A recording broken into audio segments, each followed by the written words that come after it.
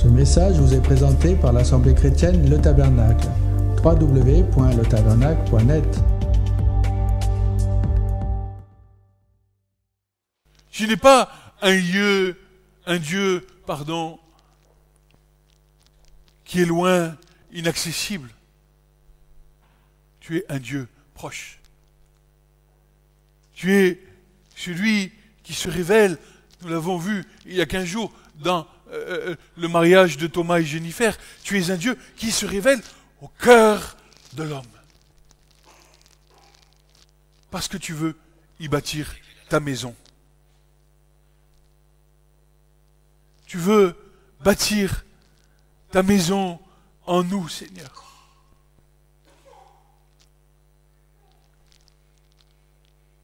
Bâtir sa maison.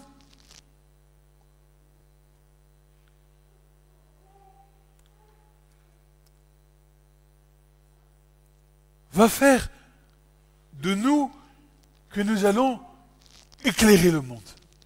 Parce que dans la maison du Seigneur, il y a la lumière. Et quand tu regardes au milieu de la nuit, une maison, dans la nuit, quand il y a la lumière, il n'y a que ça qui se voit, n'est-ce pas? Alors, le sujet de ce matin, c'est être une source de bénédiction.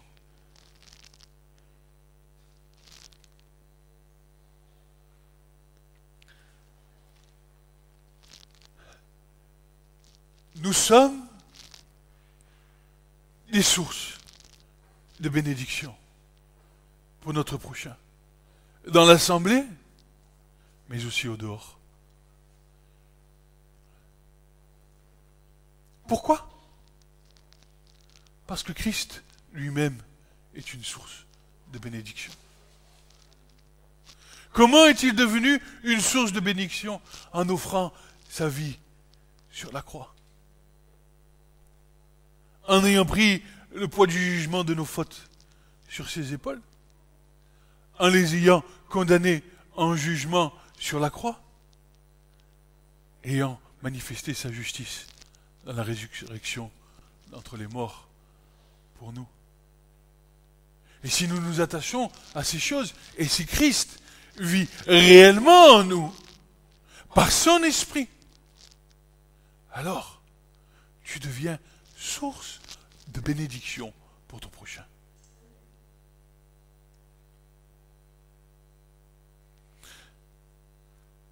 Il est nécessaire, durant la marche du croyant, de prendre un temps d'analyse, un temps de constat face à nos vies renouvelées en Christ. Il est bon de mettre pause, de faire un point, jetant un regard en arrière. Alors, vous allez me dire, oui, mais la statue, la femme de Lot, elle a regardé en arrière et elle est devenue statue de sel. Et je lui dis, oui, mais elle était en train de sortir de l'esclavage. Elle était pendant la traversée de l'esclavage. Mais nous qui avons été entièrement libérés par Christ, nous avons passé la mer des joncs et maintenant nous vivons dans le pays de la promesse. Ayant passé la mer des joncs, on se retourne et on constate. Quels sont les fruits de nos vies? Qu'est-ce que Christ a fait dans nos vies?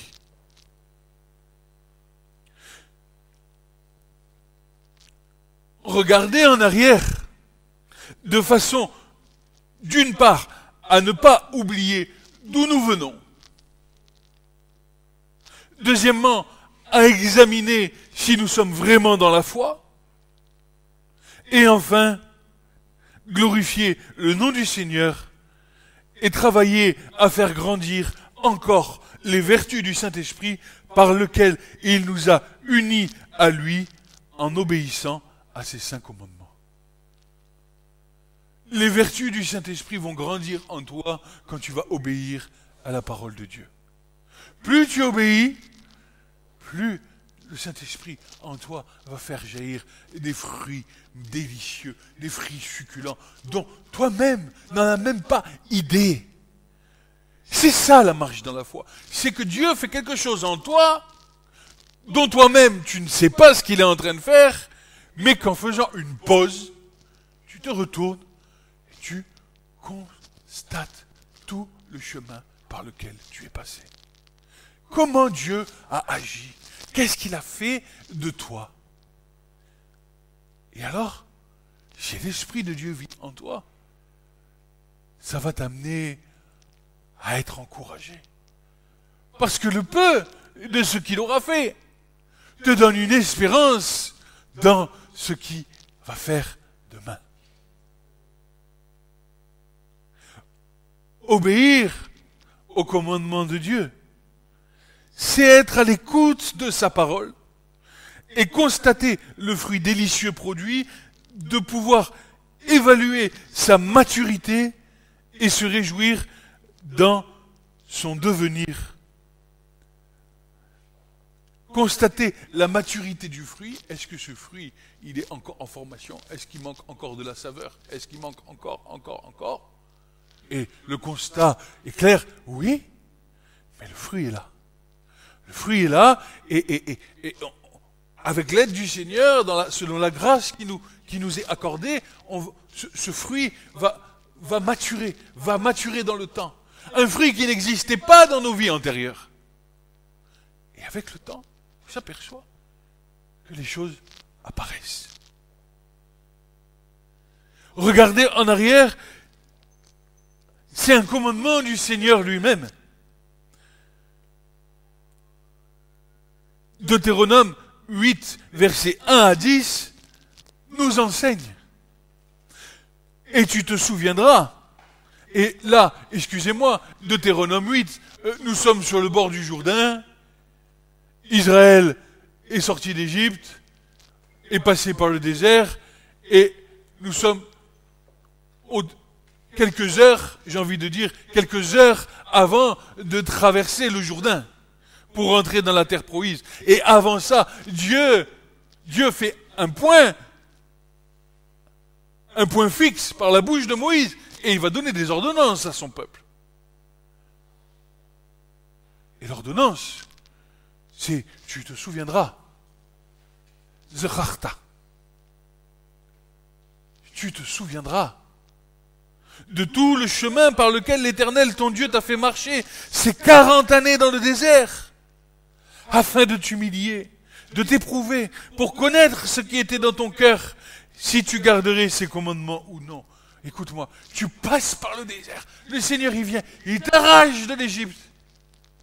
Il va t'humilier, il va te faire avoir faim, pour que tu connaisses, pour que tu te rendes compte de ce qui est dans ton cœur. Les idoles, tout ce qui est en abomination devant l'Éternel. Et pour savoir si tu garderais ses commandements ou non, tu te souviendras, il t'a humilié, il t'a fait avoir faim, et il t'a fait manger la manne que tu n'avais pas connue, que tes pères n'ont pas connue, afin de te faire connaître que l'homme ne vit pas de pain seulement, mais de toute parole qui sort de la bouche de Dieu.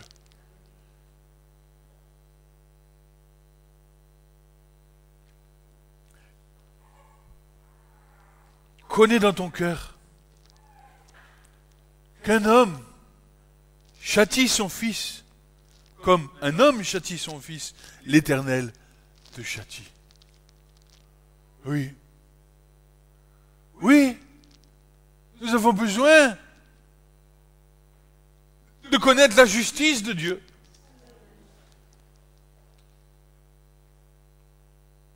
Je vais vous dire quelque chose. Voilà, j'ai eu un songe. Ce songe, j'étais en randonnée. Je marchais. J'étais sur une montagne, il faisait chaud. Le soleil me brûlait la peau. j'étais avec mon épouse et avec mes enfants. Et on descendait la montagne. Et plus on descendait, et plus la chaleur me brûlait la peau, Jusqu'à un moment où je ne vois plus mes enfants, je ne vois plus mon épouse, et je me mets à crier à Dieu.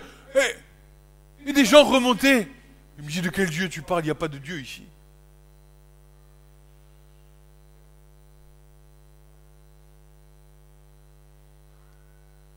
Et je crie, Gabriel, Sarah, plus personne. Ils étaient pourtant tous avec moi. Quand je me réveille, le Seigneur me fait comprendre. Il me dit, tu vois, je t'ai sauvé. Pourtant, malgré ça, tu as continué à retourner au vomi. Tu as continué à ne pas combattre. Tu n'as pas pris autorité en mon nom. Tu t'es laissé tenter, consommer le péché. Eh bien, regarde maintenant ce qui est réservé. Non seulement toi, mais toute ta famille. Et j'ai compris que c'était le sort qui était réservé à ceux qui s'obstinaient dans le péché. Ah, on veut d'un évangile. On veut que Jésus nous ait sauvés. Mais il nous a donné, en nous sauvant, la puissance de résister aux tentations. Et nous l'oublions. J'ai compris que j'allais brûler en enfer.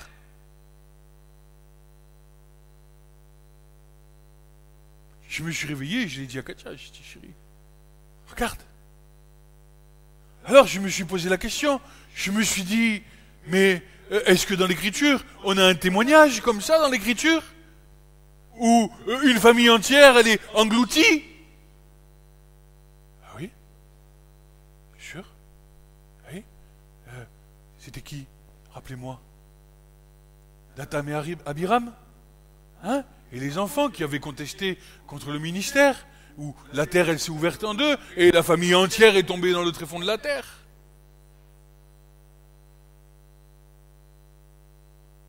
Vous comprenez ces choses? En tant que père de famille, en tant que mari, vous comprenez la responsabilité à laquelle Dieu nous amène?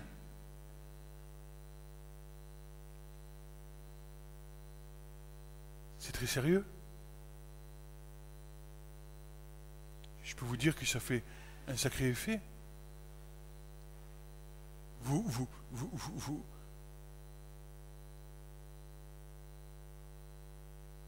Dieu vous châtie. Du temps présent, pour te rappeler à lui, pour te rappeler à son cœur. J'ai dit, si tu continues dans cette voie, à toi de voir. Je t'ai laissé libre. Libre de pécher, libre d'obéir à sa parole. Tu es libre. Mais je t'ai donné le pouvoir de résister au péché.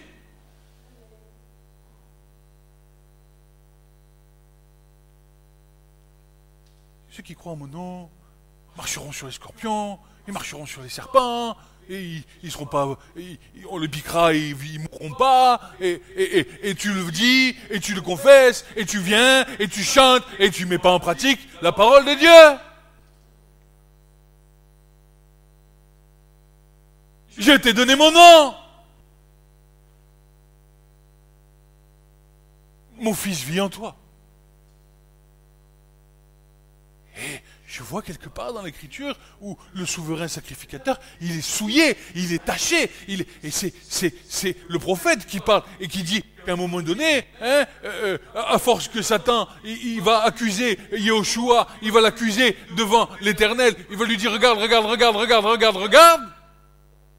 À un moment donné, les vêtements sales de Yehoshua vont lui être donnés en vêtements blancs, et c'est là qu'il va revenir juger en justice la terre et ses enfants.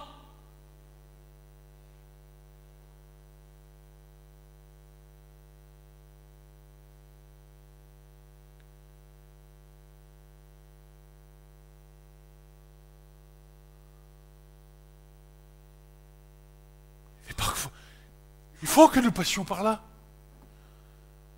Peut-être que le Seigneur fera encore pire avec moi si j'avais... Je veux pas.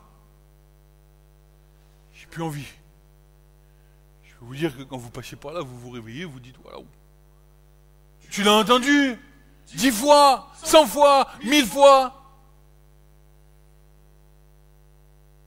Ça ne suffit pas, il faut que Dieu vienne mettre son doigt sur toi pour que tu comprennes. Parce que Dieu va te laisser faire les choses. Il va te rappeler. Mais comprenez, quand Paul dit n'attristez pas le Saint-Esprit.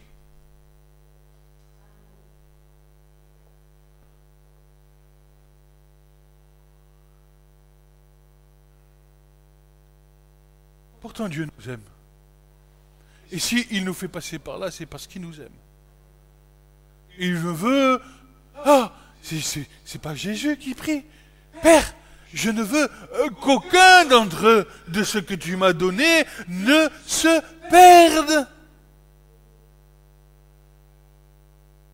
Alors tu comprends bien que le Père, entendant la prière du Fils, va faire en sorte de te faire passer par là où tu n'aimerais pas passer, parce qu'il ne veut pas que tu te perdes. Il répond à la prière de son Fils.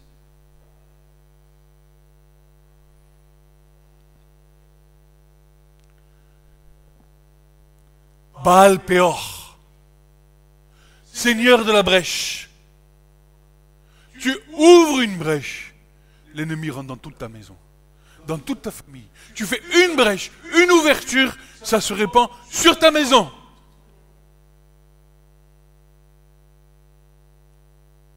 Et Dieu t'a donné une responsabilité de garder l'unité de l'esprit.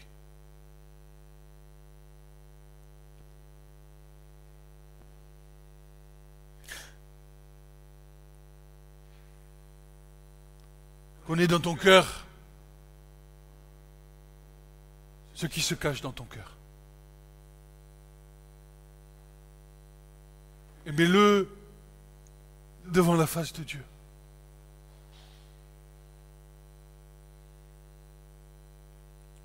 Espère en lui. Parce que lui ne t'abandonnera pas. Mais tu vas passer par la main de Dieu. Et c'est bon de passer par la main de Dieu, même quand ça fait mal. Parce que en cela, nous pouvons confesser que nous sommes enfants de Dieu. Nous le constatons. Connais dans ton cœur que comme l'homme châtie son fils, l'Éternel, ton Dieu se châtie. Et garde les commandements de l'Éternel, ton Dieu, pour marcher dans ses voies et pour le craindre. Car l'Éternel, ton Dieu, te fait entrer. Et vous voyez le mécanisme. Il y a un jeu dans le texte, en plus, dans le texte hébreu qui est formidable. C'est pas toi qui rentres dans le pays. C'est Dieu qui te fait rentrer. C'est un ifil, c'est une forme factitive. C'est Dieu qui fait que toi tu rentres. C'est lui qui chasse les ennemis devant toi. Il marche à tes côtés. Seulement, ne détourne pas ton regard de lui. Sinon, tu vas te retrouver embêté. L'Éternel, ton Dieu, te fait rentrer dans un bon pays, un pays de ruisseaux d'eau, de sources d'eau profonde, qui sourdent dans les vallées et dans les montagnes, un pays de froment et d'orge et de vignes, et de figuiers et de grenadiers, un pays d'oliviers à huile et de miel, un pays où tu ne mangeras pas ton pain dans la pauvreté, et tu ne manqueras de rien, un pays dont les pierres sont du fer, et des montagnes duquel tu tailleras les reins, et tu mangeras, et tu seras rassasié, et tu béniras l'Éternel ton Dieu à cause du bon pays qu'il t'a donné. Vous voyez pourquoi on fait un arrêt sur pause, un arrêt sur image? On l'a fait il y a 2 jours avec Katia. On s'est arrêté, on a mis pause et on a regardé en arrière. Et je constate, en lisant ce texte, la bonté de Dieu à notre égard. Nous n'avons rien manqué. Il nous a fait passer par des difficultés, oui, bien sûr, mais il a toujours été à nos côtés. Et il est encore à nos côtés. Et il nous fait traverser ce pays, ce temps terrestre. Il est là, comme une nuée autour de nous. Il nous protège. Et maintenant, nous le bénissons. Nous le louons et nous glorifions son nom. Pour notre part, avec mon épouse, nous avons fait ce constat il y a quelques jours. Et la synthèse de ce dernier nous encourage. Car il y a maintenant 7 ans que le Seigneur est venu nous chercher sur le chemin de nos vies. Non que nos êtres soient arrivés dans une perfection sans faille, à l'image même de Christ, à laquelle nous sommes appelés, nous le savons, mais nous constatons que nous sommes en marche et que Christ fait sa part en nous selon la grâce qui nous a été donnée. Nous ne désirons ni plus ni moins qu'être simplement sur le chemin dans lequel le bon berger nous guide et constater sa fidélité dans toutes ses voies. Ni plus, ni moins. On constate. On adore Dieu. On dit merci Seigneur. Le Dieu de la multiplication. Eh bien voilà. Oui, oui. Dieu nous a multipliés. Et attendez, parce je vois le plan divin en ce qu'il a fait de nous. Parce que ce que nous semons dans nos enfants seront une semence pour plus tard. Et c'est comme ça qu'il va établir son royaume à la fin des temps. À la fin des temps, il va faire ça. Parce que nos enfants vont devenir eux-mêmes des sources de bénédiction. Ils auront des enfants qui deviendront des sources de bénédiction, et ainsi de suite, et ainsi de suite, et ainsi de suite, jusqu'à ce que la terre entière soit remplie. De génération en génération. Vous me dites, qu'est-ce qu'il dit? Il n'y a pas l'enlèvement de l'église, il n'y a pas ceci. Attends. Patiente. Il faut que l'église elle soit vue. Et tant qu'il y aura des naissances, tant qu'il y aura des enfants, eh bien, il faut que l'église elle soit vue.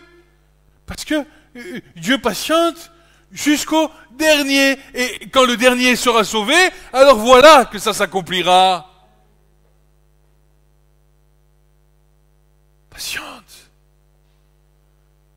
Si la promesse tarde, attends-la.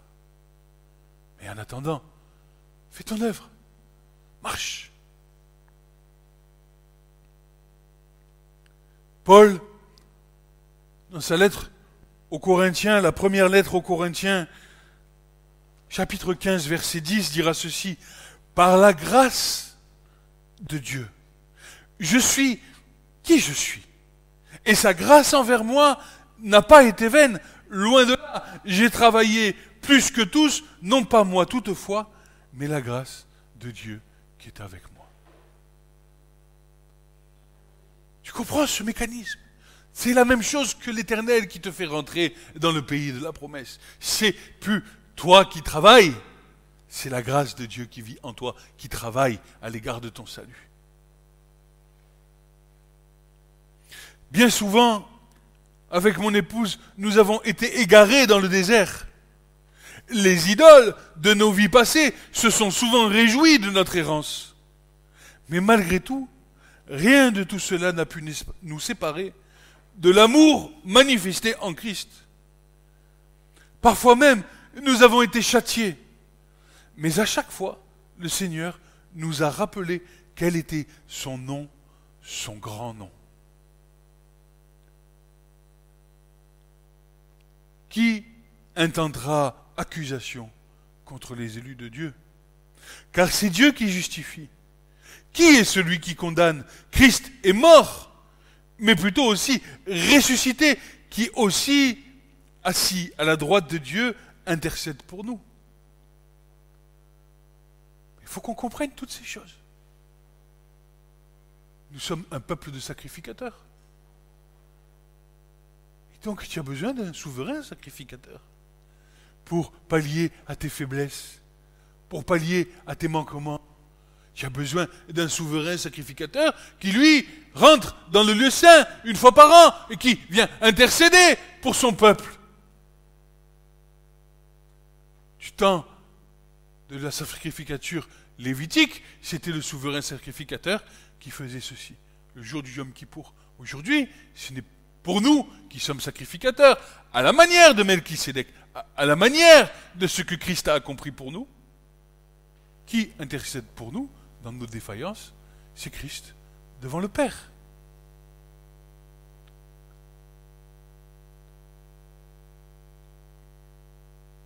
Que fait-il? Que fait donc Dieu dans la vie de ses enfants? Car nous ne sommes pas une exception, moi et mon épouse. En fait, c'est sa nature même qui vit en nous. Il établit son royaume au milieu de nous par sa présence dans nos vies. C'est comme ça que Dieu fait.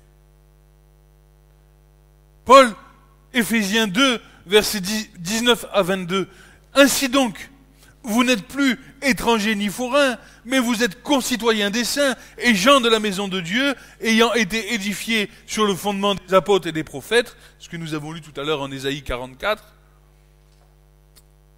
Jésus-Christ lui-même étant la maîtresse pièce du coin, en qui tout l'édifice, bien ajusté ensemble, croit pour être un temple saint dans le Seigneur, en qui vous aussi, vous êtes édifiés ensemble pour être une habitation de Dieu par l'Esprit. Pierre ajoutera, vous êtes une race élue, une sacrificature royale, une nation sainte, un peuple acquis pour que vous annonciez les vertus de celui qui vous a appelé dans les ténèbres à sa merveilleuse lumière. Vous qui autrefois n'étiez pas un peuple, mais qui maintenant êtes le peuple de Dieu, vous qui n'aviez pas obtenu miséricorde, maintenant vous avez obtenu miséricorde. Toutes ces choses. Donc un but, manifester au monde, à tes frères et sœurs, la lumière de Dieu qui vit en toi. Et en ce sens, en manifestant la justice de Dieu d'un amour, d'un côté, son amour de l'autre, dans ta vie entière, aussi bien ici que dehors, tu es en train de manifester la vie de Dieu.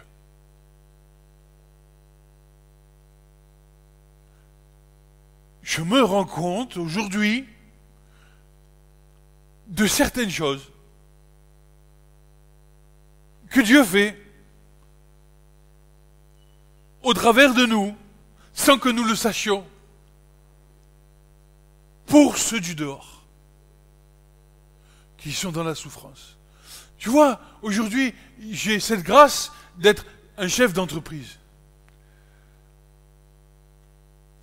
Aux yeux de mes salariés, sans leur témoigner forcément de l'amour du Seigneur, mais en manifestant simplement sa justice et son amour, tu leur donnes envie. Et tu leur fais voir une autre vision des choses qui sont dehors. Tu leur transmets par interposition les valeurs du royaume de Dieu. Dieu se sert de toi parce que tu considères son œuvre à ton égard et que tu ne te nourris pas de ces choses-là, tu t'en sers pas de ces choses-là, mais tu les fais profiter aux ceux du dehors, à ceux qui en ont besoin.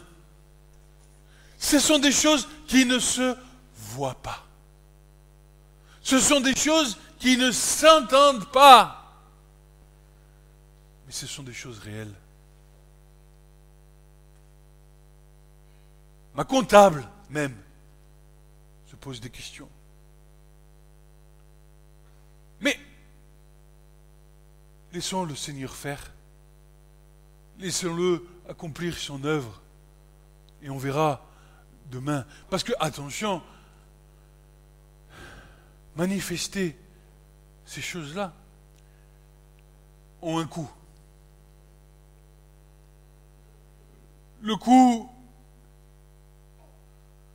c'est d'être trahi. Le coût, c'est d'être rejeté. Le coût, c'est de ne pas être compris. Mais qu'importe. Qu'importe. Ce que le Seigneur me donne de faire, je le fais. Et Paul dira, mais soyez donc soumis à tout ordre humain, comme si c'était pour Dieu. Soyez donc soumis,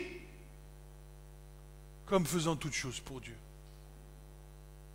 Alors, en ce que tu fais ces choses-là, Dieu te montre que tu deviens une source de bénédiction.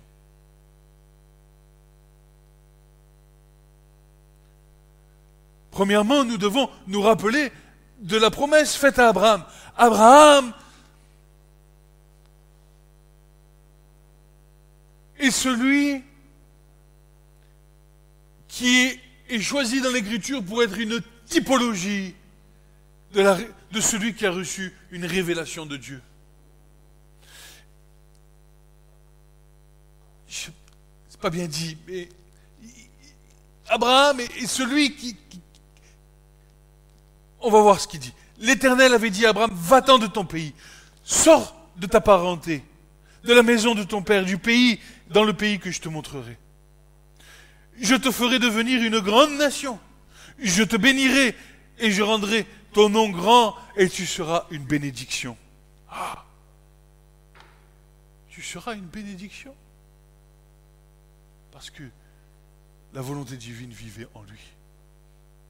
La volonté divine, pour nous aujourd'hui, c'est Christ. Ici, la foi d'Abraham l'a conduit à la multiplication, à recevoir la bénédiction et à devenir une bénédiction pour les autres. De la même manière, lorsque Moïse reçut la loi de Dieu sur le mont Sinaï, l'Éternel, Hachem, lui communiqua, ça c'est important, l'universalité des valeurs au travers de sa loi. C'est-à-dire, comment devenir une source de bénédiction les uns pour les autres, au travers de sa parole gravée sur des cœurs de pierre. C'est beau. Écoutez. Dieu va communiquer à Moïse l'universalité des valeurs de Dieu pour devenir une source de bénédiction les uns pour les autres, au travers de sa parole gravée sur des cœurs de pierre, qui subsistait en condamnation à cause de la faiblesse de la chair, mais qui maintenant, pour nous, au travers du Christ vivant, en gloire sur des cœurs de chair, capables de mettre en pratique l'universalité de ces valeurs. Tant que Christ n'est pas venu à la croix pour manifester la justice de Dieu, tous les commandements de Dieu étaient faibles en ce que la chair était opposée à ces commandements. C'est pour ça que Paul dit à un moment donné, il va parler de la malédiction de la loi. Je crois que c'est dans les Galates. Mais malédiction en ce que la loi est faible par la chair, mais par l'esprit. Alors, tu transmets les choses de Dieu parce que Christ est vivant et qui vit en toi. 2 Corinthiens 2 à 6. Vous êtes notre lettre écrite dans nos cœurs. Mais oui, c'est ça. Paul se rendait compte que ses frères étaient comme une lettre écrite sur leur cœur, puisqu'ils étaient héritiers, bénéficiaires de la promesse qui avait été faite à Abraham par la bouche des prophètes. Car vous êtes maintenant comme étant une lettre de Christ, dressée par notre ministère, écrite avec de l'encre, non avec de l'encre, mais par l'Esprit du Dieu vivant, non sur des tables de pierre, mais sur des tables de chair de votre cœur. Or nous avons une telle confiance par le Christ envers Dieu, non que nous soyons capables par nous-mêmes de penser quelque chose comme de nous-mêmes, mais notre capacité vient de Dieu, qui nous a rendus propres aussi pour être des ministres de la nouvelle alliance, non de la lettre, mais de l'esprit, car la lettre tue, mais l'esprit vivifie. Tu transportes les valeurs du royaume de Dieu en toi, par l'esprit. Pas par la chair, pas par ton raisonnement, pas par l'étude exégétique des textes, pas par l'histoire, pas par... Non, par l'esprit du Dieu vivant qui vit en toi. Ainsi donc, le service sacerdotal fut attribué à la tribu de Lévi. Et Moïse commandera ceci. Et c'est là où ça va coûter. Et c'est là où tu vas comprendre que tu vas tout mettre sur l'autel pour les autres. Pour devenir une source de bénédiction, il faut que tu meures à toi-même. Que tu arrêtes de te servir.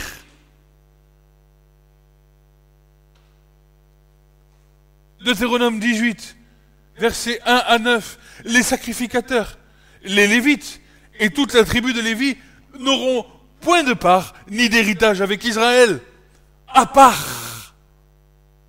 Les sacrificateurs sont à part. Ils mangeront des sacrifices de l'Éternel faits par le feu et de son héritage, mais ils n'auront point d'héritage au milieu de leurs frères. Pourquoi? Pourquoi? Parce que l'Éternel est leur héritage, comme il leur a dit. Or, c'est ici le droit des sacrificateurs de la part du peuple, de la part de ceux qui offrent un sacrifice, que ce soit un bœuf, un mouton, on donnera au sacrificateur l'épaule et les mâchoires et l'estomac, tu lui donneras les prémices de ton froment, de ton mou et de ton huile, et les prémices de la toison de tes moutons, car l'Éternel ton Dieu l'a choisi, lui et ses fils, d'entre toutes les tribus, pour qu'ils se tiennent toujours devant lui, afin de faire le service au nom de l'Éternel. Si le Lévite vient d'une de tes portes, de tout Israël où il séjourne, et qu'il vienne selon tout le désir de son âme, au lieu que l'Éternel aura choisi, qu'il serve au nom de l'Éternel son Dieu comme tous ses frères, les Lévites qui se tiennent là devant l'Éternel mangeront une portion égale, outre ce qu'il aura vendu son patrimoine. Ce que tu as acquis en tant que Lévite, ça t'appartient. Qu'est-ce que ça veut dire tout cela? Ça veut dire que Dieu t'a choisi en tant que Lévite, une grâce particulière de pouvoir se tenir devant la face de Dieu pour tous ceux qui sont au dehors. Ainsi, si cela a été vrai pour Israël, il en est de plus encore aujourd'hui pour l'Église, car Christ, notre souverain sacrificateur, duquel nous sommes dépendants à l'égard de Dieu le Père, a fait de nous des sacrificateurs, non selon la sacrificateur lévitique, mais a fait de nous des sacrificateurs selon l'ordre de Melchisédek, interprété roi de justice. Apocalypse 1, versets 4 à 7, Jean, aux 7 assemblées qui sont en Asie. Grâce et paix vous soit de la part de celui qui était et qui vient, et de la part des 7 esprits qui sont devant son trône, de la part de Jésus-Christ, le témoin fidèle, le premier d'entre les morts, le prince des rois de la terre, celui qui nous aime, qui nous a lavé de nos péchés dans son sang, et qui a fait de nous, qui a fait un royaume des sacrificateurs pour son Dieu et Père, à lui, à la gloire et la force au siècle des siècles. Amen. Désormais, nous comprenons au travers du dessein de Dieu, qu'il bâtit son royaume au milieu de nous. Ce n'est pas une vision de l'esprit, ce n'est pas une pensée bizarre, une béquille psychologique. Mais Dieu bâtit réellement, au travers de Christ, son royaume au milieu de nous. Au milieu du dehors. Luc 17, verset 20 à 21. Or, étant interrogé par les pharisiens, quand viendrait le royaume de Dieu? Il leur répondit et dit, le royaume de Dieu ne vient pas de manière à attirer l'attention. On ne dira pas, voici, il est ici, ou voilà, il est là. Car le royaume de Dieu est au milieu de vous. Au milieu de nous. Au milieu des gens du dehors. Et pour ça, il faut que la parole de Dieu vive en toi pleinement. Soyez donc remplis richement du Saint-Esprit et de la parole de Dieu. Toute la Torah vient du cœur du Père. Comment tu peux me dire, je suis chrétien, que tu me dis, mais la loi c'est une malédiction, que je te raconte. La loi c'est fini. La loi. Mais si la loi est finie, comment tu manifestes la grâce et l'amour de Dieu?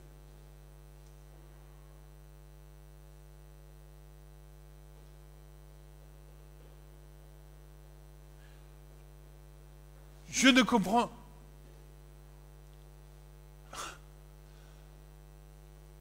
Je ne considère nullement le coupable comme innocent. Ah oui, c'est la justice de Dieu, ça. Tu es coupable. Et Dieu ne te considère pas comme innocent. Mais je bénirai jusqu'à 1000 générations ceux qui obéissent et ceux qui marchent dans mes commandements. C'est pour ça qu'on parle de rupture de lien avec les parents, les arrière-grands-parents, les arrière-arrière, jusqu'à la 4e génération. Parce que Dieu ne considère pas le coupable comme innocent. Et que tu as besoin sur ces familles et ces gens de la grâce de Dieu, du sang du Seigneur. De briser les liens de la condamnation opérante par la loi de Dieu. Mais Dieu nous a tout donné.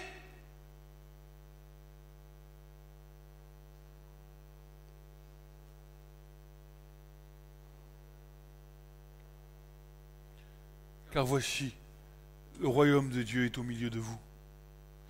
Encore aujourd'hui, l'Esprit de Dieu est agissant et ne cesse de bâtir son Église. Mais Dieu est vivant, il construit, il bâtit. Tous les jours des âmes sont ramenées dans la maison de Dieu. Tous les jours l'Esprit de Dieu, bam, vient toucher une âme. Ils font teshuva. Ils se tournent vers Dieu. Le tzadé, le juste, qui se tourne pour adorer Dieu. Tous les jours, toutes les heures, toutes les secondes. On compte le nombre de morts qu'il y a par jour ou par seconde aujourd'hui, mais moi, je demande à compter le nombre de vivants, le nombre de ceux qui ressuscitent dans le nom du Seigneur.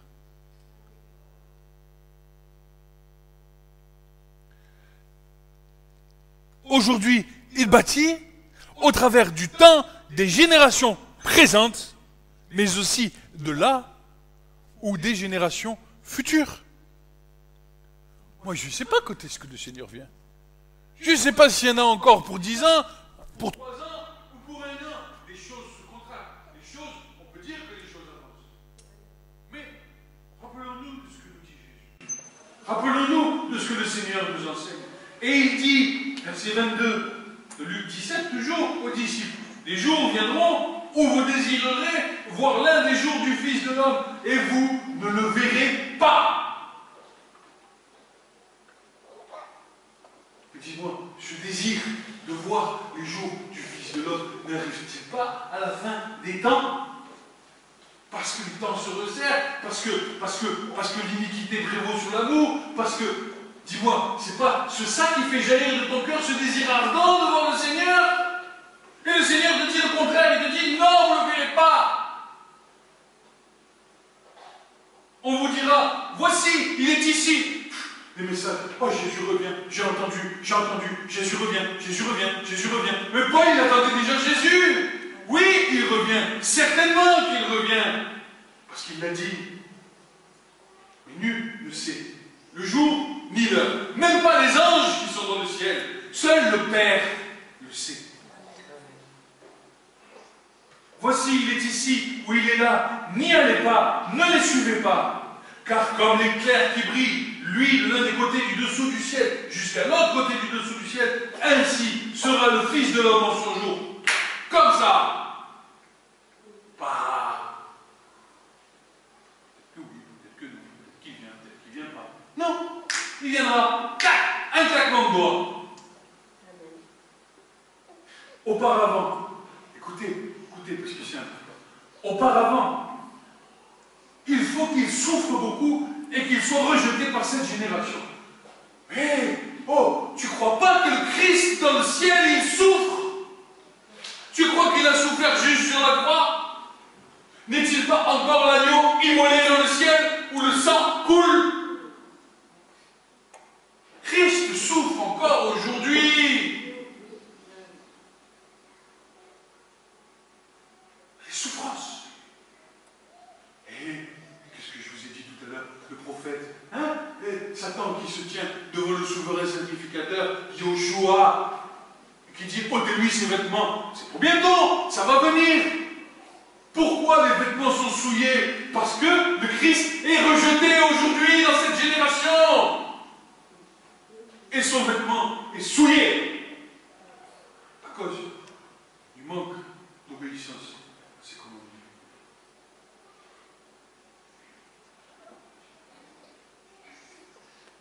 Verset 26. Et comme il arriva au jour de Noé, ainsi en sera-t-il au jour du Fils de l'homme. On mangeait, on buvait, on se mariait, on donnait en mariage, jusqu'au jour où Noé entra dans l'arche, et le déluge vint, et il les fit tous périr. De même aussi, comme il arriva au jour de Lot, on mangeait, on buvait, on achetait, on vendait, on plantait, on bâtissait. Mais au jour de Lot, au jour où Lot sortit de Sodome, il plut du feu, du souffle du ciel, qui les fait tous périr. Il en sera de même au jour où le Fils de l'homme sera manifesté. Ce jour-là, que celui qui sera sur le toit et qui aura ses effets dans sa maison ne descende pas pour les emporter. Pareillement que celui qui sera au champ ne se retrouve pas en arrière. Souvenez-vous de la femme de Lot. Quiconque cherchera à sauver sa vie la perdra, et quiconque la perdra la gagnera. Je vous dis qu'en cette nuit-là, deux seront sur un même lit, l'un sera pris et l'autre laissé. Deux femmes moudront ensemble, l'une sera prise et l'autre laissée. Deux seront au champ, l'un sera pris et l'autre laissé. En attendant le temps où le Seigneur viendra, souvenons-nous de ce que l'Éternel confia à Moïse lors du renouvellement de son alliance en Exode 34. L'Éternel passa devant lui et s'écria: L'Éternel, l'Éternel, Dieu miséricordieux et compatissant, et lent à la colère, riche en bonté et en fidélité, qui conserve son amour jusqu'à 1000 générations, et qui pardonne l'iniquité, la rébellion et le péché, et qui ne tient nullement le coupable pour innocent, qui punit l'iniquité des pères sur les enfants, et sur les enfants des enfants jusqu'à la 3e et la 4e génération. Aussitôt, Moïse s'inclina à terre et se prosterna, et il dit: Seigneur, si j'ai trouvé grâce à tes yeux, que le Seigneur marche au milieu de nous, car c'est un peuple de courelle, pardonne nos iniquités et nos péchés, prends-nous pour ta possession. Amen.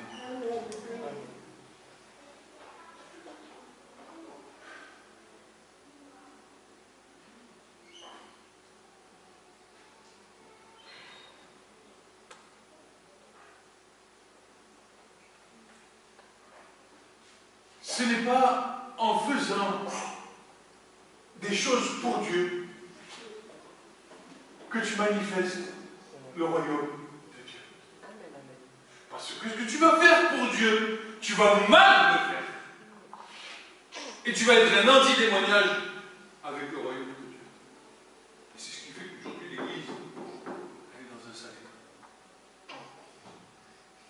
Si tu veux manifester le royaume de Dieu, il faut que tu sois à l'écoute, comme on a dit au début de la prédication. Il faut être à l'écoute du Saint-Esprit, de sa parole. Il a laissé faire en toi ce qu'il a besoin de bâtir en toi et ce qu'il a envie de faire avec toi selon la grâce qui t'a été accordée. Ne cherche pas à être au-dessus de ce que le Seigneur veut pour toi et ne cherche pas à être en dessous de ce que le Seigneur veut pour toi. C'est-à-dire ne te flagelle pas, ne te mets pas les coups de bâton.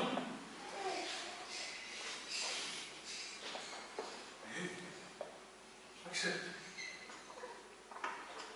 Pour constater ces choses, il faut vraiment, à un moment donné, faire une pause. La tête d'un bidon, ça ne marche pas. Fais une pause et regarde. Constate.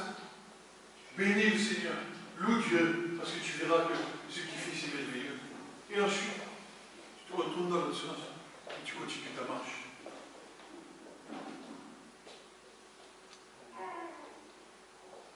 Parce qu'il ne t'abandonnera pas. Amen. Ah oui, il va te parler. Moi, un jour, j'ai entendu la voix de Dieu. Au début de ma conversion. Il est juste, il revient bientôt. Quand on voit une voix de tonnerre, comme Jean l'a entendu dans l'Apocalypse, ça va. Au début, ça te fait trembler. Puis si tu t'arrêtes pas pour te souvenir, alors ça devient loin de toi. Ça se délite, ça se... Et puis, il faut à un moment donné que Dieu te parle à nouveau. Pour te rappeler. Et alors, la première fois, il t'a parlé avec une petite voix douce. Et la fois d'après, il va te faire boire un petit peu chaud. Et que tu puisses te souvenir des choses. Et pour que tu sois sûr que ce qu'il dit, c'est vrai. Nous avons une responsabilité. De garder une haie autour de nous. De cesser de faire rentrer des idoles dans nos vies.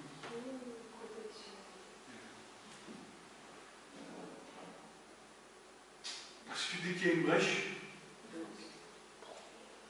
tu peux être sûr que l'ennemi il rentre et il fait un carnage. Et je vais vous dire par où il rentre la manifestation de l'ennemi dans notre maison. Puis ça vous donne un signe. Il touche les enfants. La maladie, les rhumes, les fièvres, il rentre par là. Alors que Dieu a dit, j'éloignerai la maison, les maladies de ta maison, j'éloignerai toutes choses de chez toi. Et bien quand tu fais une brèche, parce que tu le vis tous les jours, tu vois bien que tes enfants ils sont en bonne santé, ils sont éveillés, ils ont tout. Et quand la brèche s'ouvre, tu peux être sûr que tu vois tout de suite l'ennemi rentrer et faire un carnage. Et après tu te mets à genoux devant le Seigneur et tu pries. C'est bon, ferme la brèche. Ferme la brèche. J'ai compris. Enfin, tu auras prochainement.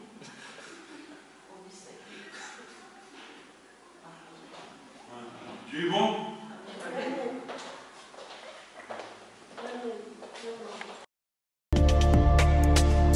Ce message vous a été présenté par l'Assemblée chrétienne Le Tabernacle. www.letabernacle.net